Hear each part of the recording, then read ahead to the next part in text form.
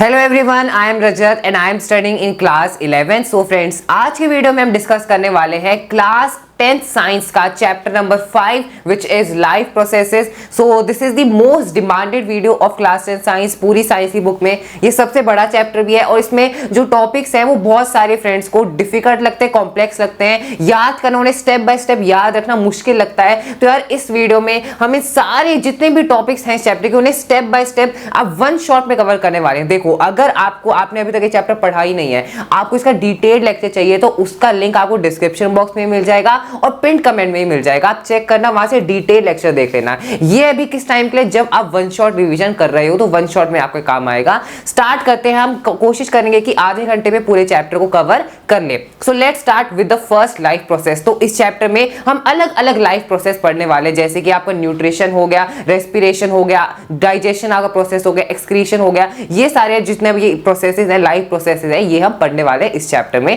Start करते हैं with nutrition. तो यार सबसे बड़ा क्वेश्चन तो यही है कि यार ये लाइफ प्रोसेसेस की हमें जरूरत क्या है। देखो, हम ह्यूमन बीइंग्स को कोई भी हम day to day activities perform करते हैं, हम खेलने जाते हैं या फिर हम कोई भी काम करते हैं, एक्टिविटी परफॉर्म करते हैं, तो उसमें हमें एनर्जी की रिक्वायरमेंट होती है। तो सबसे बेसिक नीड किसी भी लिविंग ऑर्गेनिज्म, ह्यूमन नहीं, एनिमल्स हो गए, प्लांट्स हो गए या कोई पैरासाइट हो गया, फंजाई हो गया, कोई भी लिविंग ऑर्गेनिज्म है, उसे एनर्जी की रिक्वायरमेंट होती है अपनी day to day activities perform करने के लिए। अब ये एनर्जी जैसे कि आप लेते हो, उस प्रोसेस को हम क्या कहते हैं, that is known as nutrition. आपने वो एनर्जी फूड से ऑब्टेन करी है, उस फूड को आपको डाइजेस्ट करना होगा, वो है आपका डाइजेशन। फिर फूड जब आप जिसमें से आपने फूड में से एनर्जी एब्जॉर्ब कर लिया, जो वेस्ट मटेरियल है उसे आपको एक्सक्रीट करना है। तो ये जितने भी प्रोसेस है इन्हें हम लाइफ प्रोसेस कहते हैं और ये हमें लाइफ सस्टेन करने के लिए नेसेसरी होते हैं, तभी तो इनका नाम क्या है, लाइफ प्रोसेस है। आपकी लाइफ को सस्टेन करने के लिए ये प्रोसेसेस नेसेसरी होते हैं। न्यूट्रिशन क्या होता है, जो आप खाना खाते हो, ये जो प्रोसेस है, the process of intake of food to obtain energy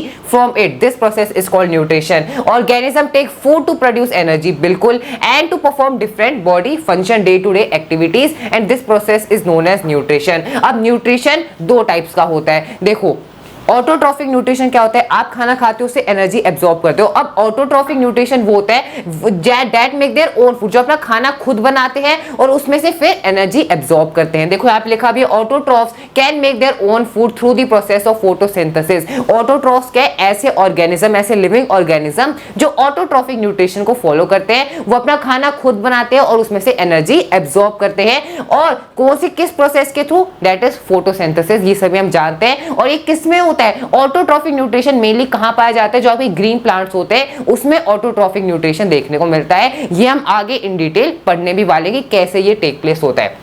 दूसरा टाइप है हेट्रोट्रॉफिक न्यूट्रिशन। हेट्रोट्रॉफिक न्यूट्रिशन क्या होता है, जैसे कि हम ह्यूमन बींग्स क्या करते हैं, हम दूसरे लिविंग ऑर्गेनिज्म से एनर्जी अपनी एक्वायर करते हैं और अपनी एनर्जी नीड्स को सेटिस्फाई करते हैं। So that is known as heterotrophic nutrition. Heterotrophs can not make their own food, हम अपना खाना खुद नहीं बना सकते, हम डिपेंडेंट है दूसरे लिविंग ऑर्गेनिजम्स पे, ठीक है। जैसे कि आप देखो, हेट्रोट्रॉफिक न्यूट्रिशन के फर्दर आगे तीन टाइप्स होते हैं, parasitic nutrition, saprotrophic nutrition and holozoic nutrition. सबसे पहले बात करें पैरासाइटिक न्यूट्रिशन क्या होता है, ये ऐसा हेट्रोट्रॉफिक न्यूट्रिशन का टाइप है जिसमें जो लिविंग ऑर्गेनिज्म है वो एक होस्ट लिविंग ऑर्गेनिज्म पर डिपेंडेंट होता है। होस्ट यानी कि जो मेन आपका लिविंग ऑर्गेनिज्म है। इसका एग्जांपल जैसे फॉर एग्जांपल मॉस्किटो जैसे हम होस्ट है, मॉस्किटो क्या आता है, हमारा खून चूसता है, तो वो वहां से अपने न्यूट्रिएंट्स, वहां से अपनी एनर्जी को एक्वायर कर रहा है, तो वो हम पर डिपेंडेंट है। लेकिन वो जो होस्ट लिविंग ऑर्गेनिज्म है वो उसे मारता नहीं है, वो उसमें से एनर्जी लेता तो है लेकिन वो उसे मारता नहीं है। तो ये जो टाइप ऑफ न्यूट्रिशन है, दिस इज पैरासाइटिक न्यूट्रिशन, ठीक है। इसका एग्जांपल आप ले सकते हो हाउस फ्लाइज, मॉस्किटोस, ठीक है। सेप्रोट्रॉफिक न्यूट्रिशन की बात करें तो इसमें क्या होता है, इसमें एक टाइप से जो फूड होता है, हम नॉर्मली क्या करते हैं, हम नॉर्मली खाना खाते हैं, फिर वो खाना हमने इंजेस्ट करा, फिर वो बाद में डाइजेस्ट होता है। लेकिन सेप्रोट्रॉफिक में उल्टा होता है, जो खाना होता है, जो ऑर्गेनिज्म होता है, वो अपने डाइजेस्टिव एंजाइम्स को बाहर सीक्रेट करता है, बाहर उस खाने को डाइजेस्ट करके फिर उसे इंजेस्ट करता है। यानी खाना बाहर डाइजेस्ट हुआ है, फिर आपने उसे आगे इंजेस्ट किया है, अपनी बॉडी में लिया है, तो दैट इज सेप्रोट्रॉफिक न्यूट्रिशन। अब इसका उल्टा क्या है, होलोजोइक। जैसे कि हम ह्यूमन बींग्स, हम पहले खाने को इंजेस्ट करते हैं, उसे खाते हैं, फिर अंदर सारे प्रोसेसेस होते हैं, स्टमक में हमारा जो फूड है वो डाइजेस्ट होता है, ठीक है, दैट इज होलोजोइक न्यूट्रिशन। इसका एग्जांपल है ह्यूमन बींग्स। इसको हम डिटेल में, हम दो चीज को डिटेल में पढ़ने वाले, ग्रीन प्लांट्स में कैसे फोटोसिंथेसिस होता है और ह्यूमन बींग्स में कैसे डाइजेशन का पूरा प्रोसेस होता है, ये हम इस चैप्टर में पढ़ने वाले इन डिटेल। सो आगे बढ़ते हैं। तो सबसे पहले हम बात करने वाले कि प्लांट्स में न्यूट्रिशन का प्रोसेस कैसे होता है। न्यूट्रिशन क्या होता है, अभी रिकॉल करो, जैसे अभी मैंने आपको पढ़ा न्यूट्रिशन क्या होता है, आप वापस रिकॉल करने की कोशिश करो और नीचे कमेंट में आंसर लिखो। ऐसे सोचो कि आपको क्वेश्चन आया है और आप उसका आंसर करो। सो नीचे मुझे डेफिनेशन बताओ न्यूट्रिशन क्या होता है, ऐसे रिकॉल रहता है हमें, ठीक है, याद करने की कोशिश करो। अब देखो प्लांट्स, हमने अभी पढ़ा कि प्लांट्स अपना खाना खुद बनाते हैं। प्लांट्स क्या है, ऑटोट्रॉफ्स, अपना खाना खुद बनाते हैं और उसमें से एनर्जी एक्वायर करते हैं। अब ये फोटोसिंथेसिस का जो प्रोसेस है जिसके थ्रू प्लांट्स अपना खाना खुद बनाते हैं, ये होता कैसे है वो डिस्कस करते हैं। So plant make their own food using sunlight. हम जानते हैं इसमें क्या क्या रिक्वायरमेंट होती है। देखो जो प्लांट अपनी एनर्जी एक्वायर करते हैं वो उनके क्या क्या रॉ मटेरियल्स है और फिर क्या क्या आउटपुट है, यानी कि जो प्रोडक्ट्स है वो क्या क्या वो हम पढ़ते हैं। आप नीचे रिएक्शन देख सकते हो, इसमें क्या क्या, इसमें देखो कार्बन डाइऑक्साइड है, सनलाइट है और वाटर है। सो ये तीन क्या हो गए आपके इंग्रेडिएंट्स हो गए, रॉ मटेरियल्स हो गए। अब इससे क्या बनता है, इससे बनता है आपका ग्लूकोज, जो आपकी एक टाइप से कह सकते हो जो फूड है दैट इज कार्बोहाइड्रेट्स, ठीक है, ग्लूकोज या कार्बोहाइड्रेट्स का ये एक फॉर्म है, ठीक है। एंड ये होता कैसे, देखो फ्रॉम एयर। अब सनलाइट कहां से आई, सन से आई। कार्बन डाइऑक्साइड हमने एयर से प्लांट ने एब्जॉर्ब कर ली, कैसे करी, स्टोमेटा के थ्रू करी, वो हम आगे पढ़ने वाले हैं। From the air. वाटर कहां से आया, वाटर आया फ्रॉम सॉइल एंड क्लोरोफिल, ठीक है। वाटर कहां से एब्जॉर्ब करते हैं, सॉइल से, यानी कि जो रूट्स होती हैं वो रूट सॉइल से वाटर को एब्जॉर्ब कर लेती हैं, एंड क्लोरोफिल। अब हम देखते हैं कैसे ये प्रोसेस होता है पूरा। अब जो सनलाइट आई है, absorption of light energy by the chlorophyll. अगर आप देखोगे तो आपको जो लीफ होता है उसमें क्लोरोफिल प्रेजेंट होता है। ये क्लोरोफिल किसमें होता है, ये क्लोरोप्लास्ट में होता है। सो यहां से क्या करते हैं, लाइट एनर्जी को एब्जॉर्ब किया जाता है और फिर वो जो लाइट एनर्जी आई है उसे केमिकल एनर्जी में कन्वर्ट कर दिया जाता है, ठीक है। आप नीचे रिएक्शन देख सकते हो, जो सनलाइट आई है वो लाइट एनर्जी है, उस लाइट एनर्जी को केमिकल एनर्जी में कन्वर्ट कर दिया। अब वो जो केमिकल एनर्जी है वो यूज की जाती है ब्रेक डाउन करने के लिए वाटर मॉलिक्यूल। अब वाटर मॉलिक्यूल क्या है, H2O, तो उसका ब्रेक डाउन होता है हाइड्रोजन और ऑक्सीजन में, ठीक है। अब आगे पढ़ते हैं, conversion of light energy to chemical energy, ये हमने पढ़ लिया। Reduction of carbon dioxide to carbohydrates. अब यहां पे देखो जो CO2 हमने एयर से प्लांट ने ली है उसका रिडक्शन होता है। रिडक्शन यानी कि उसमें हाइड्रोजन ऐड होती है। अब ये हाइड्रोजन कहां से आई, अभी हमने जस्ट पढ़ा था कि जो आपकी लाइट जो केमिकल एनर्जी है वो वाटर मॉलिक्यूल को ब्रेक डाउन कर देती है हाइड्रोजन और ऑक्सीजन में। तो जो हाइड्रोजन है, यही हाइड्रोजन कार्बन डाइऑक्साइड गैस के साथ मिलके कार्बोहाइड्रेट्स बनाती है, यानी कि C6H12O6, जैसा कि आप देख सकते हो, जो आपका ग्लूकोज है बेसिकली वो बनता है, फूड बनता है। कैसे बना, सबसे पहले वापस रिवाइज करते हैं। जो लाइट एनर्जी है वो केमिकल एनर्जी में कन्वर्ट हुई, वो केमिकल एनर्जी ने वाटर मॉलिक्यूल को स्प्लिट कर दिया हाइड्रोजन और ऑक्सीजन में, फिर वो हाइड्रोजन जाके कार्बन डाइऑक्साइड गैस के साथ मिल गया, यानी कि कार्बन डाइऑक्साइड का रिडक्शन हो गया। रिडक्शन क्या होता है, हाइड्रोजन का ऐड होना या फिर ऑक्सीजन का रिमूवल होना। सो आपका जो आपका C6H12O6 है, जो ग्लूकोज है वो बन गया, प्लस आपका ऑक्सीजन, हमने देखा ना H2 हाइड्रोजन और ऑक्सीजन में 2 है, तो ऑक्सीजन भी आपकी रिलीज होती है, प्लस यहाँ पे एनर्जी फॉर्म होती है, ठीक है। तो आप पूरा रिएक्शन नीचे देख सकते हो। अब बात करते हैं स्टोमाटा। अब देखो फ्रेंड्स, प्लांट्स में गैसेस का एक्सचेंज कैसे होता है, वो होता है स्टोमाटा के थ्रू। अब इसका देखो स्ट्रक्चर जो डायग्राम है उसे ध्यान से देखना, क्योंकि डायग्राम बनाने को आ सकता है, क्वेश्चन में आ सकता है कि draw the diagram of stomata, जिसके थ्रू आपका गैसेस का एक्सचेंज होता है। अब ये समझते हैं गैसेस का एक्सचेंज इसके थ्रू होता क्या है। यहाँ पे आप देख सकते हो तो ये पूरे स्टोमाटा का स्ट्रक्चर है, ये आपका ओपन है, जो गार्ड सेल्स है वो एक टाइप से कह सकते हो, एक टाइप से गैप है बीच में, और यहाँ पे जो गार्ड सेल्स है वो एक टाइप से क्लोज्ड है। तो जब ओपन होंगे तब गैसेस का एक्सचेंज होता है। कौन सी गैसेस का एक्सचेंज होता है, हम थर्ड क्लास से पढ़ते आ रहे हैं कि जो प्लांट होता है वो हम ऑक्सीजन, देखो हम ऑक्सीजन इनहेल करते हैं, कार्बन डाइऑक्साइड गैस रिलीज करते हैं, और जो प्लांट है वो उसी कार्बन डाइऑक्साइड गैस को लेता है और ऑक्सीजन गैस को रिलीज करता है। सो इसके थ्रू क्या होता है, गैसेस का एक्सचेंज होता है। कार्बन डाइऑक्साइड गैस प्लांट के अंदर जाती है और ऑक्सीजन गैस रिलीज होती है। अब जब यहाँ पे देखो ये अगर स्टोमाटल पोर क्या हो गया, क्लोज हो चुका है, ठीक है। तो opening and closing of stomata, ठीक है। जब क्लोज होगा तब गैसेस का एक्सचेंज नहीं होगा, जब ओपन होगा तब गैसेस का एक्सचेंज होता है of carbon dioxide gas and oxygen gas, ठीक है। ये क्लोरोप्लास्ट है। क्लोरोप्लास्ट में क्या होता है, क्लोरोफिल होता है, जिसमें आपकी लाइट एनर्जी केमिकल एनर्जी में कन्वर्ट होती है। हम जानते हैं, हमने पढ़ लिया यहाँ पे। अब आगे बढ़ते हैं और बात करते हैं न्यूट्रिशन इन ह्यूमन बींग्स की। तो ह्यूमन बींग्स में न्यूट्रिशन कैसे होता है वो हम डिस्कस करने वाले हैं, यानी जो पूरा हमारा डाइजेशन का प्रोसेस है, माउथ से हम खाना खाते हैं वहां से लेके जो एक्सक्रीटरी प्रोडक्ट्स है उनके एक्सक्रीट होने तक का जो पूरा प्रोसेस है ये हम समझने वाले स्टेप बाय स्टेप, ठीक है। स्टार्ट करते हैं। सबसे पहले हम खाने का इंजेक्शन होता है, ये हम खाना खाते हैं माउथ के थ्रू। माउथ में क्या क्या प्रेजेंट है, आपका टीथ प्रेजेंट है, टंग प्रेजेंट है और सलाइवा प्रेजेंट है, ठीक है। अब टीथ क्या करते हैं, टीथ आपके फूड का ब्रेक डाउन करते हैं, उन्हें छोटे छोटे पार्टिकल्स में उनका ब्रेक डाउन होता है। टंग क्या करती है, टंग बेसिकली उसे स्मूथ करती है, यानी उस खाने को सॉफ्ट कर देती है ताकि वो हमारी जो इसोफेगस है उसके थ्रू इजीली स्टमक तक जा सके। अब यहाँ पे हम बात करते हैं सलाइवा, यानी कि जो थूक है उसका क्या काम होता है, सलाइवा का क्या काम होता है, ये हमें पता होना चाहिए। अब सलाइवा में देखो सलाइवरी एमाइलेज प्रेजेंट होता है और ये आपके फूड का जो स्टार्च है उस स्टार्च को शुगर में कन्वर्ट करते हैं, यानी कि कॉम्प्लेक्स जो आपके सब्सटेंस है उन्हें सिंपलर सब्सटेंसेस में कन्वर्ट करता है, यानी कि स्टार्च को शुगर या फिर आप कह सकते हो मेल्टोस में कन्वर्ट कर देता है आपका सलाइवरी एमाइलेज, या फिर आप सिंपली लिख सकते हो सलाइवा।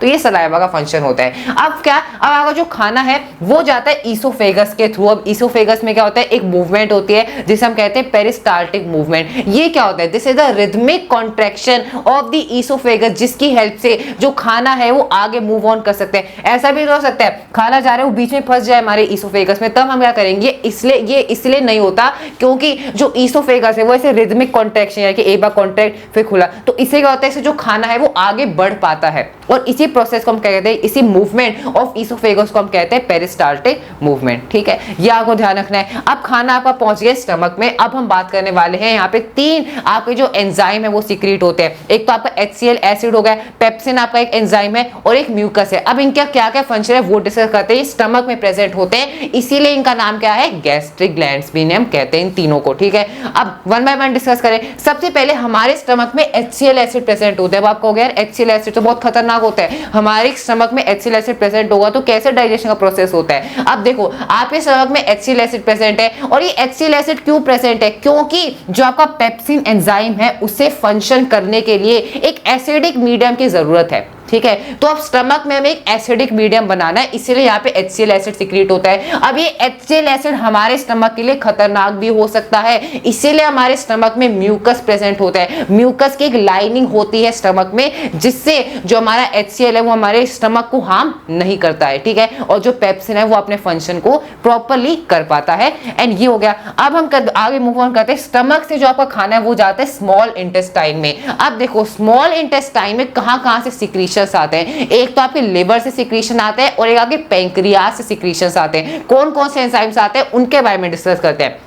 देखो सबसे पहले पैंक्रियास की बात करते हैं। जो आपका पैंक्रियास है, यहाँ पे आप देख सकते हो पैंक्रियास कहाँ पे, ये जो आपको दिख रहा है स्ट्रक्चर, दिस इज पैंक्रियास। अब पैंक्रियास से क्या आता है, पैंक्रियाटिक जूस आता है। अब इस पैंक्रियाटिक जूस में क्या प्रेजेंट होता है, इस पैंक्रियाटिक जूस में प्रेजेंट होता है आपका 2 एंजाइम प्रेजेंट होते हैं, एक तो होता है ट्रिप्सिन और एक होता है लाइपेज। अब इनका क्या फंक्शन है वो हम डिस्कस करते हैं। जो ट्रिप्सिन है, ट्रिप्सिन आपका बेसिकली प्रोटीन का डाइजेशन करता है, प्रोटीन को किस में कन्वर्ट करता है, पेप्टोन्स में कन्वर्ट कर सकता है, ठीक, कन्वर्ट कर देता है जो आपका ट्रिप्सिन। अब लाइपेज की बात करें, लाइपेज क्या करते हैं, लाइपेज बेसिकली आपके फैट्स को ग्लाइसेरॉल, बेसिकली आपका जो फैट्स है वो एक तरह से आप उसे कॉम्प्लेक्स समझो, कॉम्प्लेक्स फूड सब्सटेंसेस को सिंपलर फूड सब्सटेंसेस में हमें कन्वर्ट करना है। तो फैट्स इसमें कन्वर्ट होता है ग्लाइसेरॉल या फिर फैटी एसिड्स में कन्वर्ट होता है। कौन कन्वर्ट करता है, लाइपेज कर सकता है, करता है। और ट्रिप्सिन क्या करता है, वो प्रोटीन्स को पेप्टोन्स में कन्वर्ट। अब बात करते हैं बाइल जूस के बारे में। बाइल जूस क्या करता है, देखो बाइल जूस सबसे पहले देखते हैं सीक्रेट कौन करता है, सीक्रेट करता है आपका लिवर। अब ये लिवर बाइल जूस सीक्रेट करता है और ये कहां से आते हैं, बाइल डक्ट में से आता है।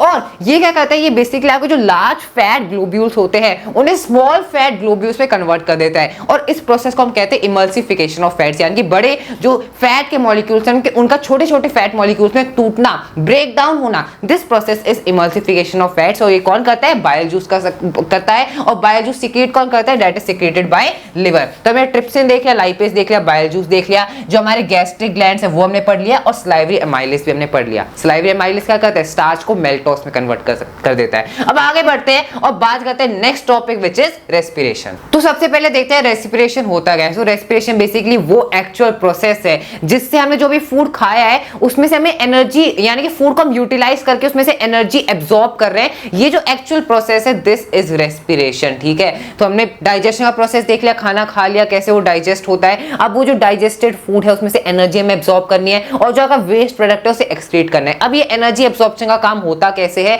वो डिस्कस करनी है रेस्पिरेशन में। रेस्पिरेशन देखो अब देखो सबसे पहले स्टार्ट करेंगे टाइप्स पढ़ने वाले, लेकिन जो एनर्जी है वो बेसिकली स्टोर होती कहां पे है? तो हम जानते हैं जो एनर्जी हमारी स्टोर होती है वो सेल में स्टोर होती है, और सेल का भी कौन सा पार्ट है? That is mitochondria. और माइटोकॉन्ड्रिया में हमारी जो एनर्जी है वो स्टोर होती है, और इसीलिए तो माइटोकॉन्ड्रिया को हम क्या कहते हैं? इसका दूसरा नाम है power house of the cell, क्योंकि इसमें एनर्जी स्टोर होती है। किस फॉर्म में एनर्जी स्टोर होती है? एटीपी की फॉर्म में स्टोर होती है। एटीपी की फुल फॉर्म क्या है? एडिनोसिन ट्राइफॉस्फेट, ठीक है। और ये एनर्जी करेंसी है हमारी सेल की। ये आपको ध्यान रखना है कि एनर्जी स्टोर होती है माइटोकॉन्ड्रिया में एटीपी की फॉर्म में, एटीपी मॉलिक्यूल की फॉर्म में एनर्जी हमारी स्टोर होती है, और जब जरूरत होती है एनर्जी की उसी फॉर्म में वो जाती है, ठीक है। अब हम बात करते हैं types of respiration, aerobic respiration and anaerobic respiration, कि वो एनर्जी आई कहां से, बनी कैसे, वो देखते हैं। सो ब्रेकडाउन ऑफ पाइरूवेट, हमने क्या देखा कि खाने में जो हमारा कार्बोहाइड्रेट है, जो 6 कार्बन मॉलिक्यूल है, वो ब्रेकडाउन होता है उसका पाइरूवेट में। आप ये पूरा डायग्राम देख सकते हो, इसमें जो ग्लूकोज है, ग्लूकोज क्या का बेसिकली 6 कार्बन मॉलिक्यूल है,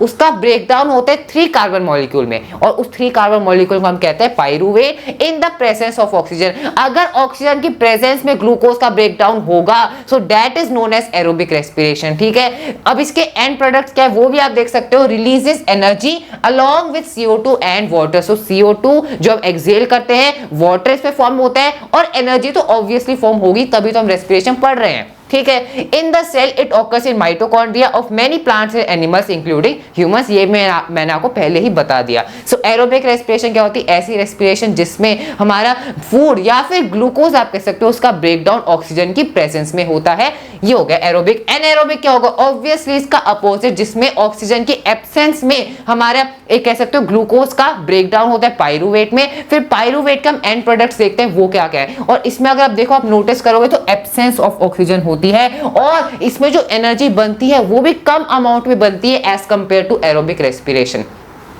अब इसके एंड प्रोडक्ट्स क्या हैं? देखो, एनाएरोबिक रेस्पिरेशन दो हम ऑर्गेनिजम्स में देखने वाले, एक तो आपका यीस्ट हो गया और एक हम खुद ह्यूमन बींग्स। अब आप बोलोगे कि ह्यूमन बींग्स में तो एरोबिक रेस्पिरेशन होता है, ऐसा नहीं है। हमारी बॉडी में, हमारे ही मसल सेल्स में एनाएरोबिक रेस्पिरेशन भी होता है, वो भी हम देखने वाले हैं। सो एनाएरोबिक रेस्पिरेशन के 2 केसेस आपको याद रखने हैं, तो यीस्ट वाले के एंड प्रोडक्ट्स क्या है उन्हें भी याद कर लो, आप डायग्राम में भी देख सकते हो। उसके एंड प्रोडक्ट्स है CO2, इथेनॉल एंड एनर्जी, लेकिन कम अमाउंट में एनर्जी फॉर्म होती है, ये आपको ध्यान रखना है। अब दूसरा एनाएरोबिक रेस्पिरेशन का केस है हमारे मसल सेल्स में। आपने नॉर्मली देखा होगा जब आप हैवी वर्कआउट करते हो, रनिंग करते हो, फिर जिम जाते हो, तो आपकी मसल में क्रैम्प्स आ जाते हैं, दर्द होती है आपकी मसल्स। वो क्यों होती है? क्योंकि आपकी मसल सेल्स में बेसिकली लैक्टिक एसिड प्रोड्यूस हुआ है, और ये लैक्टिक एसिड कब बनता है? जब एनाएरोबिक रेस्पिरेशन होता है, जब एब्सेंस ऑफ ऑक्सीजन में रेस्पिरेशन होती है, जब आपको ज्यादा सांस फूलता है, तो तब हमारी बॉडी को ज्यादा ऑक्सीजन की रिक्वायरमेंट होती है, लेकिन इतना ऑक्सीजन हम एक टाइम पे ले नहीं पाते हैं, तो तब जो रेस्पिरेशन हो रहा होता है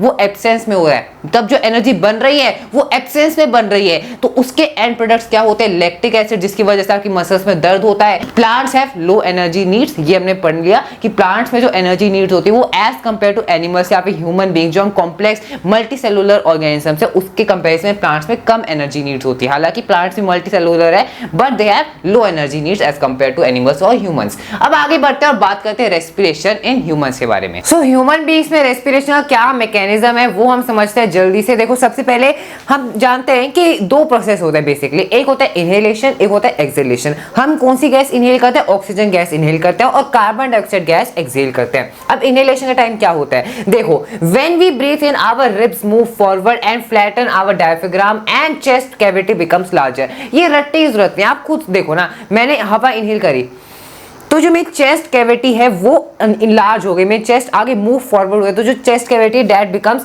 लार्जर। अब डायफ्राम की बात करें तो वो फ्लैट हो गया, यानी कि देखो, आपने हवा ली, आपने इनहेल किया तो आपकी चेस्ट क्या है, अब वो ऊपर गया, आपने अपवर्ड मोशन किया, और जो डायफ्राम है वो हमेशा अपोजिट होता है, वो डाउनवर्ड जाएगा, यानी कि नीचे जाएगा, वो फ्लैट होएगा।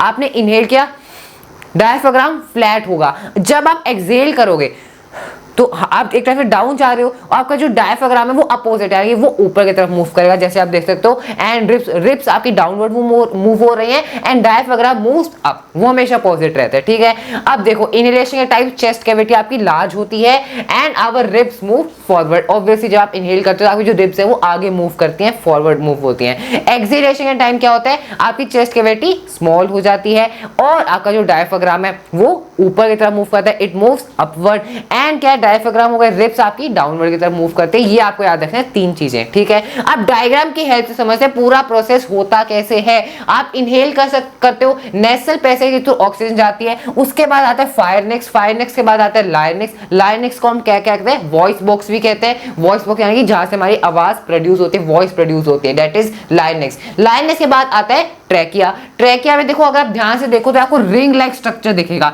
ये रिंग लाइक स्ट्रक्चर को हम क्या कहते हैं, this is the rings of cartilage. ये सी शेप में होती है और इनका क्या काम होता है, they help to prevent the collapse of trachea. की जो आपकी ट्रैकिया है उसकी प्रॉपर शेप मेंटेन रहे, उसमें ये रिंग्स ऑफ कार्टिलेजेस हेल्प करते हैं। इसमें से क्वेश्चन आ सकता है, ठीक है। उसके बाद ये आप देख सकते हो, उसके बाद आते हैं जो ट्रैकिया है ये 2 पार्ट्स में डिवाइड हो जाती है, ब्रोंकाई में डिवाइड हो जाती है। ब्रोंकाई फिर आगे फर्दर डिवाइड होती है ब्रोंकियोल्स में, और ब्रोंकियोल्स में प्रेजेंट होते हैं एल्यूविलर सैक। वापस देखो, जो आपके ब्रोंकाई है वो एक टाइप से आप कह सकते हो जो आपका पेड़ होता है, पेड़ की जो मेन रूट होती है, उसके बाद वो अलग अलग स्टेम्स में डिवाइड होता है, फिर वो स्टेम्स आगे फर्दर और डिवाइड होता है। तो ब्रोंकाई ब्रोंकियोल्स में डिवाइड हुआ, ब्रोंकियोल्स फिर एल्यूविलर सैक उसमें प्रेजेंट होता है ब्रोंकियोल्स में। अब एल्यूविलर सैक का क्या फंक्शन होता है, देखो जो आपके एल्यूविलर सैक होते हैं उनकी जो मेम्ब्रेन होती है, एल्यूविली की जो मेम्ब्रेन होती है वो बहुत थिन होती है, और इसी के थ्रू जो आपकी गैसेज है उसका एक्सचेंज होता है। कैसे, मैं आपको समझाता हूं। आपने ऑक्सीजन इनहेल करी, ऑक्सीजन ऐसे गई ब्रोंकाई, फिर ब्रोंकियोल्स में गई, फिर एल्यूविलर सैक में ऑक्सीजन गई, फिर जो आपका ब्लड है वो ब्लड में आपकी ऑक्सीजन गई, और ब्लड जो कार्बन डाइऑक्साइड गैस लाया है पूरी बॉडी से इकट्ठी करके, जो वेस्ट कार्बन डाइऑक्साइड गैस है वो एल्यूविली को दे देता है। एल्यूविली ने जो ब्लड है उसे ऑक्सीजन दिया, और जो ब्लड में कार्बन डाइऑक्साइड गैस प्रेजेंट है, जो आपका डीऑक्सीजनेटेड ब्लड है उसमें कार्बन डाइऑक्साइड गैस है, वो वापस एल्यूविली में चली जाती है, ठीक है। और ये होता कैसे exchange, this is because of the pressure difference. Pressure difference होता है जिससे ये गैसेस का एक्सचेंज हो पाता है। फिर अब कार्बन डाइऑक्साइड गैस किस में आ गई, एल्यूविलर सैक में आ गई, फिर वो वैसी ब्रोंकियोल्स, ब्रोंकाई, ट्रैकिया, लाइनेक्स, फाइनेक्स ऐसे हम उसे एक्सहेल कर देते हैं। तो ये प्रोसेस इतना जल्दी होता है सारा, सो ये आपको ध्यान रखना है। एंड अब एक बात और कर लेते हैं, एल्यूविलर सैक से जो ऑक्सीजन ब्लड में आया, अब उस ऑक्सीजन को ब्लड कैसे कैरी करता है, हीमोग्लोबिन पिगमेंट आपको पता होगा जो ऑक्सीजन को कैरी करता है थ्रू आउट दी बॉडी। ये आपको पता होना चाहिए, एक्स्ट्रा इंफॉर्मेशन। आप देख सकते हो स्ट्रक्चर, ये एल्यूविलर की जो मेम्ब्रेन्स है ये थिन मेम्ब्रेन्स है जिनके थ्रू ऑक्सीजन ब्लड में जाता है, और ब्लड से कार्बन डाइऑक्साइड गैस एल्यूविलर में, फिर ऐसे हम इसे एक्सहेल कर देते हैं। आगे बढ़े, अब बात करते हैं ट्रांसपोर्टेशन एंड ह्यूमन बींग्स के बारे में। बात करते हैं कि हम ह्यूमन बींग्स में ट्रांसपोर्टेशन किसका, ब्लड का ट्रांसपोर्टेशन कैसे होता है। अब ब्लड का ट्रांसपोर्टेशन में कौन सा मेन रोल प्ले करता है ऑर्गन, हार्ट ऑब्वियसली। तो अब हम देखते हैं पूरा ये जो प्रोसेस है हार्ट में कैसे ब्लड आता है, डीऑक्सीजनेटेड ब्लड कैसे आता है, वो उसे कैसे ऑक्सीजनेटेड ब्लड करता है, लंग से हमारा ऑक्सीजनेटेड ब्लड आता है हार्ट में, फिर कैसे बॉडी वो all through out the body distribute होता है, कौन कौन सी वीन्स, कौन कौन सी आर्टरीज, वो सब हम डिस्कस करने वाले हैं। स्टार्ट करते हैं, सबसे पहले डायग्राम पे आते हैं। डायग्राम से इजीली हमें समझ आएगा। मैं थोड़ी ब्राइटनेस रिड्यूस कर देता हूं ताकि हमें ध्यान से दिख जाए डायग्राम। देखो सबसे पहले ब्लड कहां पे आता है, सबसे पहले ब्लड डीऑक्सीजनेटेड ब्लड है जो आपकी बॉडी का, वो आता है वेना कावा से हार्ट में एंटर करता है। कौन से, देखो आपका जो एक टाइप से जो आपका पूरा हार्ट है वो 4 चेंबर्स में डिवाइडेड है। ये है आपका right atrium, right side atrium, ऊपर एट्रियम होते हैं, नीचे वेंट्रिकल होते हैं। ये राइट साइड एट्रियम है, ये लेफ्ट एट्रियम है, ये लेफ्ट वेंट्रिकल है, ये राइट वेंट्रिकल है, ठीक है। वेंट्रिकल दोनों नीचे, ऊपर दोनों एट्रियम है, ठीक है। अब डीऑक्सीजनेटेड ब्लड पहले वेना कावा के थ्रू किस में आया, राइट एट्रियम में आया, ठीक है। अब वीन का क्या फंक्शन होता है वो आगे डिस्कस करेंगे, अभी कंफ्यूज मत हो। डीऑक्सीजनेटेड ब्लड वेना कावा के थ्रू आया राइट एट्रियम में, राइट एट्रियम से वो गया राइट वेंट्रिकल में, राइट वेंट्रिकल से ब्लड कहां जाता है, पल्मोनरी आर्टरीज के थ्रू लंग्स तक जाता है, क्योंकि ब्लड क्या है, डीऑक्सीजनेटेड ब्लड है ना। ये डीऑक्सीजनेटेड ब्लड ऐसे आया, राइट वेंट्रिकल से गया, फिर पल्मोनरी आर्टरीज के थ्रू लंग्स तक गया, लंग्स में वो ऑक्सीजनेटेड ब्लड में कन्वर्ट हो गया। हमने पढ़ा ना एल्यूविली क्या करती है, वो उसको ऑक्सीजनेटेड ब्लड में कन्वर्ट कर देती है। अब जो ऑक्सीजनेटेड ब्लड है वो लंग से पल्मोनरी वेन्स के थ्रू आता है लेफ्ट एट्रियम में, लेफ्ट एट्रियम से फिर वो जाता है लेफ्ट वेंट्रिकल में, ठीक है। लेफ्ट वेंट्रिकल से फिर वो जाता है ओटा के थ्रू, आयोटा के थ्रू पूरी बॉडी में ऑक्सीजनेटेड ब्लड डिस्ट्रीब्यूट हो जाता है, ठीक है। इसको हम क्या कहते हैं, this is the largest artery of the human body, aorta इसका नाम है, और ये vena cava is the largest vein of the human body. अब यहाँ पे वीन्स और आर्टरीज का बेसिकली फंक्शन क्या है ये मैंने आपको ऑलरेडी बता दिया, बस एक बार डेफिनेशन आपको मैं बताता हूँ। आर्टरीज क्या करती हैं, the these are the vessels which carry blood away from the heart. हमने देखा, देखो जो पल्मोनरी आर्टरीज थी वो डीऑक्सीजनेटेड ब्लड को लंग्स तक लेके गई, तो वो एक टाइप से हार्ट से लंग्स तक लेके जा रहे हैं, तो ब्लड को एक टाइप से हार्ट से दूसरे बॉडी ऑर्गन्स तक लेके जा रही है, ठीक है, चाहे वो ब्लड क्या है, वो ब्लड डीऑक्सीजनेटेड है। और यहाँ पे हम बात करें वीन्स की, तो वीन्स क्या करती है, वीन्स ब्लड को हार्ट तक लेके आती हैं, आप देख सकते हो, they carry the blood towards the heart. Arteries blood को दूर लेके जाती है हार्ट से और वीन्स ब्लड को लेके आती है हार्ट तक, ठीक है। अब इसमें दो एक्सेप्शन है, वो भी डिस्कस कर लेते हैं जल्दी से। अब आर्टरीज में हमने पढ़ा कि क्या होता है, ज्यादातर टाइम क्या होता है, ऑक्सीजनेटेड ब्लड प्रेजेंट होता है, लेकिन इसमें एक एक्सेप्शन है, एक ऐसी आर्टरी है जो डीऑक्सीजनेटेड ब्लड कैरी करती है। कौन सी आर्टरी, आपकी पल्मोनरी आर्टरी। अगर हमने देखा कि जो डीऑक्सीडेटेड ब्लड आया वेना कावा के थ्रू, राइट वेंट्रिकल में गया, फिर वो पल्मोनरी आर्टरी के थ्रू लंग्स तक गया ऑक्सीजनेटेड बनने के लिए, तो पल्मोनरी आर्टरी क्या है, ये डीऑक्सीजनेटेड ब्लड कैरी कर रही है, लेकिन ज्यादातर जितनी भी आर्टरीज हैं वो ऑक्सीजनेटेड ब्लड कैरी करती हैं। ये एक इसमें एक्सेप्शन हो गया पल्मोनरी आर्टरी। वीन्स क्या करती है, वीन्स हमेशा ब्लड को दूसरे बॉडी पार्ट से हार्ट तक लेके आती है, जो डीऑक्सीजनेटेड ब्लड है उसे बॉडी पार्ट से हार्ट तक लेके आती है, तो उसमें डीऑक्सीजनेटेड ब्लड होना चाहिए। लेकिन इसमें भी एक एक्सेप्शन है, एक ऐसी वीन जिसमें ऑक्सीजनेटेड ब्लड पास होता है और उसका नाम है पल्मोनरी वीन। हमने देखा लंग से पल्मोनरी वीन आती है, ऑक्सीजनेटेड ब्लड को लेके आती है, तो ये इसमें एक एक्सेप्शन हो गया। बात करें कैपिलरीज की, these are tiny blood vessels connecting the arteries to veins, ठीक है, आर्टरीज और वीन्स को कनेक्ट करते हैं कैपिलरीज, ये आपको ध्यान रखना है। आगे बढ़ते हैं और बात करते हैं ब्लड प्लेटलेट्स, प्लाज्मा और लिम्फ। तो ये कुछ इंपॉर्टेंट टर्म्स है, इसमें से क्वेश्चन आ सकता है। तो ब्लड प्लेटलेट्स क्या होती हैं, it helps in the blood clotting during injury. जब चोट लग जाती है तो आपने देखा होगा, जब चोट लगती है तो उसके 1-2 दिन बाद ना वो ठीक होना चालू हो, उस पे ना एक कवरिंग सी बन जाती है, तो वो कौन करता है, वो ब्लड प्लेटलेट्स ही करती हैं। वो एक टाइप से डिफेंस मैकेनिज्म है उनका, जिसमें वो ब्लड क्लोट कर देती है, यानी कि उसको कवर करती है जहां पे चोट लगी है, ठीक है। So this helps in blood clotting during injury. Plasma का क्या काम होता है, it is a yellow colour fluid which contain 90% water and 10% organic substance, ये होता है प्लाज्मा। लिम्फ की बात, अब फ्रेंड्स देखो लिम्फ बेसिकली क्या होता है, जो आपकी ब्लड कैपिलरीज होते हैं, जो अभी हमने कैपिलरीज के बारे में पढ़ा, उन ब्लड कैपिलरीज में से कुछ ये येलो कलर का जो फ्लूइड सब्सटेंस है ये एस्केप आउट हो जाता है और वो आपकी जो सेल्स है उनकी इंटरसेलुलर स्पेस में जाके इकट्ठा हो जाता है, ठीक है, ये होता है बेसिकली लिम्फ। देखो इंटरसेलुलर स्पेसेस में से जो आपका येलो फ्लूइड आपका लीक हुआ है ब्लड में से, वो इन स्पेसेस में जाके इकट्ठा हो जाता है and it contains less protein than blood, it flows from the tissues to the heart which helps in transportation and destroying germs. अब इसका ऑब्वियसली काम होता है कि जर्म्स को डिस्ट्रॉय करने में हेल्प करता है और ब्लड के ट्रांसपोर्टेशन में भी मेन रोल प्ले करता है। Lymph carries digested and absorb fat from intestine and drains access fluid from the extracellular space back into the blood, ठीक है। जो एक्स्ट्रा सेलुलर स्पेस होती है, जो एक्स्ट्रा फ्लूइड प्रेजेंट होता है उन स्पेसेस में, उसको भी ड्रेन आउट कर देता है, यही लिम्फ का फंक्शन होता है, ठीक है। ये येलो कलर का फ्लूइड होता है। अब फ्रेंड्स आगे बढ़ते हैं और बात करते हैं ट्रांसपोर्टेशन इन प्लांट्स के बारे में। हमने एनिमल्स में देख लिया कैसे ट्रांसपोर्टेशन होता है, अब प्लांट्स की बात करते हैं। सो फ्रेंड्स प्लांट्स में दो चीजों का ट्रांसपोर्टेशन होता है, एक तो वाटर एंड मिनरल्स का और एक फूड का। वाटर एंड मिनरल्स का ट्रांसपोर्टेशन के लिए कौन सा पाथवे रिस्पॉन्सिबल है, जाइलम। अब देखो दो पाथवेज हैं, एक है जाइलम एंड फ्लोएम। अब जाइलम टिश्यूज का काम होता है वाटर एंड मिनरल्स का ट्रांसपोर्टेशन करना रूट से प्लांट के अलग अलग पार्ट्स तक, और वही फ्लोएम का फंक्शन होता है, फ्लोएम के जो टिश्यूज है उनका काम है जो फूड कहां पे बनता है, फूड बनता है लीव्स में। लीफ में जो फूड फैक्ट्री है हमारी प्लांट की, वहां से जो फूड है उसे अलग अलग प्लांट्स के पार्ट्स तक लेके जाना, ये काम होता है फ्लोएम का, ठीक है, फ्लोएम टिश्यूज का। Xylem it transport water and minerals from roots to the highest point of the plant and it only transport upward. अब देखो पानी कहां पे होता है, रूट्स में, सॉइल में प्रेजेंट होता है। जो रूट्स है वो सॉइल से वाटर को एब्जॉर्ब करते हैं, तो ऑब्वियसली जो वाटर है वो रूट से, यानी कि अपवर्ड मोशन ही होता है उसका, ठीक है। ऐसा तो नहीं है कि लीफ से वाटर नीचे आ रहा है, ऐसा नहीं होता है, सिर्फ अपवर्ड मोशन रहता है, यानी कि एक तरह से यूनिडायरेक्शनल है। वहीं पे फ्लोएम में देखो तो बाई डायरेक्शनल मूवमेंट होता है, आगे देखेंगे। It works on the principle of transpiration. Transpiration के प्रिंसिपल पे कैसे, देखो फॉर एग्जांपल लीफ है, लीफ में से जो एक्सेस वाटर है वो ट्रांसपिरेशन के थ्रू बाहर गया, इवापोरेट हो गया एक टाइप से, ठीक है। अब यहाँ पे क्या हुआ कि ट्रांसपिरेशन की वजह से पानी ऊपर कम हो गया, तो जिस वजह से एक पुल बनता है, एक सक्शन प्रेशर बनता है, जिस वजह से अब जो वाटर रूट है वो वापस ऊपर आता है। ये अपवर्ड मोशन वाटर का क्यों होता है, क्योंकि ऊपर पानी खत्म हो गया ट्रांसपिरेशन की वजह से, जो वाटर है वो इवापोरेट हो गया एयर में, तो अब ऊपर पानी की कमी है, तो फिर वो अपवर्ड मोशन होता है, एक प्रेशर क्रिएट होता है, ठीक है, जिस वजह से अपवर्ड मोशन होता है। फ्लोएम की बात करें तो फूड जो लीव्स में होता है उसको प्लांट के अदर पार्ट्स तक लेके जाता है phloem tissues. It only transport upward as well as downward. यहाँ पे बाई डायरेक्शनल है, यानी कि जो फूड है उसका ट्रांसपोर्टेशन ऊपर के डायरेक्शन में भी होता है और नीचे, यानी कि रूट्स को भी तो फूड की जरूरत होती है ऑब्वियसली, सो दोनों डायरेक्शन में होता है। Transport of food from leaves to other part of the plant is called translocation. इसी प्रोसेस का दूसरा नाम है ट्रांसलोकेशन। आगे बढ़ते हैं और बात करते हैं एक्सक्रीशन इन ह्यूमन बींग्स के बारे में। ब्राइटनेस थोड़ी रिड्यूस कर देते हैं।